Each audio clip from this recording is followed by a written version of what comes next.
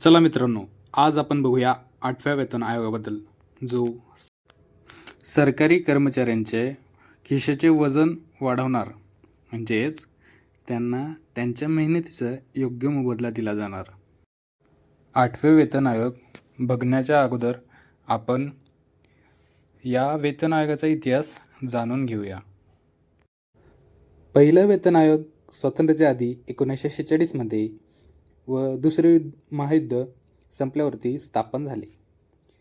तेव्हा इंग्रजांसोबत सरकारी कार्यालयात काम करणाऱ्या आपल्या भारतीय बांधवांना 55 ते 120 रुपये पर्यंत मासिक पगार होता. पहिल्या वेतन आयोगाचे अध्यक्ष श्रीनिवास वरदाचारी सर हे होते. आता आपण 7व्या वेतन आयोगाची पार्श्वभूमी जाणून घेऊया. 7वे वेतन आयोग हे 2013 साली स्थापन झाले व लागू 2016 साली झाले. याचे अध्यक्ष न्यायमूर्ती अशोक कुमार माथुर साहेब हे होते. यावेळेस युनिफॉर्म फिटमेंट फॅक्टर हा 2.57 असा ठरवला गेलेला होता.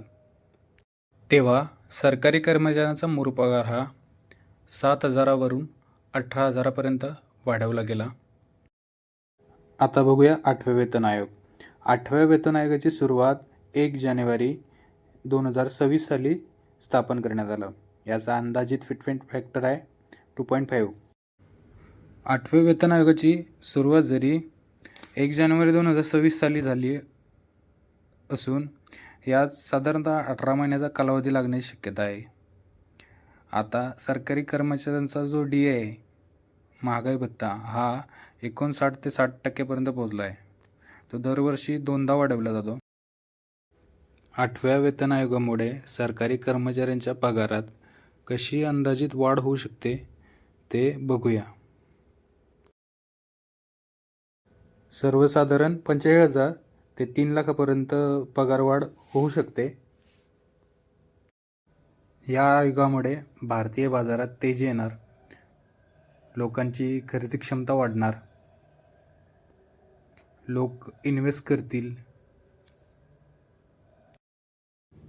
एकंदरीत 8वं वेतन आयोग सरकारी कर्मचाऱ्यांसाठी खूप महत्त्वाचं ठरणार आहे. अशा प्रकारे हा व्हिडिओ माहितीपूर्वक वाटला असेल, आवडला असेल तर लाईक करा, शेअर करा आणि सबस्क्राईब करा. भेटूया पुढच्या व्हिडिओमध्ये. थँक्यू.